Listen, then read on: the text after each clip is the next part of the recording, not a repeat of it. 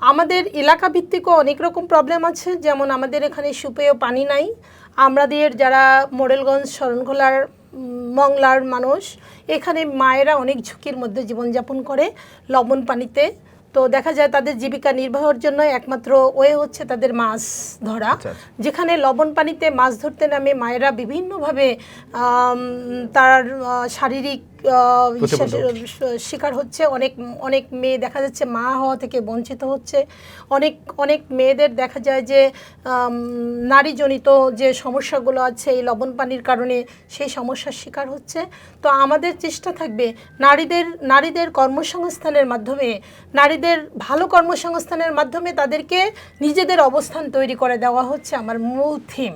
আমি এটার পরে কাজ করতে চাই বেশি জোর দিয়ে, যে নারীরা আত্মকর্মসংস্থানে নিজেদেরকে প্রতিষ্ঠিত করবে। খুব ভালো লাগলো আপনার কথা।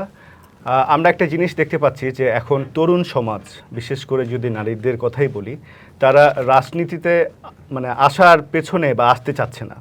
এই যে রাজনীতিতে তাদের না আসার যে একটা কারণ, এটা আপনি কিভাবে দেখবেন, যে তাদেরকে কিভাবে রাজনীতিতে ফেরানো যায়, এই বিষয়ে আপনার কি পদক্ষেপ থাকবে? অনেকে রাজনীতি করে ক্ষমতার জন্য।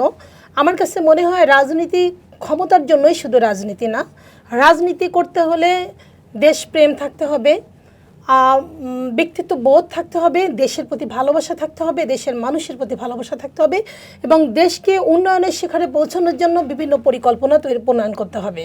সেক্ষেত্রে তরুণরাই হচ্ছে শ্রেষ্ঠ। তারা যদি সেই মানসিকতায় রাজনীতিতে আসে তো অবশ্যই এদেশ একদিন অনেক মানে ভালো দেশে পরিণত হবে। সেই আমরা যে উন্নত যে দেশগুলোর কথা নিয়ে ভাবি, আমাদের তরুণরা যদি এখন রাজনীতিতে আসে তাদের এই মেধা এবং মনন নিয়ে, তাহলে একটা সময় এ দেশ ঘুরে দাঁড়াবে। এবং আমি মনে করি তরুণদের ওই রাজনীতিতেই আহ্বান করব, দেশপ্রেম নিয়ে যারা রাজনীতি করবে, ক্ষমতার জন্য নয়, দেশকে ভালোবেসে যারা রাজনীতি করবে, আমি তাদেরকে আহ্বান করব তারা যেন অবশ্যই রাজনীতিতে আসে। যদি তারা রাজনীতিতে না আসলে, এই সুন্দর মেধা মনন দিয়ে যদি রাজনীতিটাকে না সাজানো যায়, তাহলে দেশের উন্নয়ন কখনোই সম্ভব না।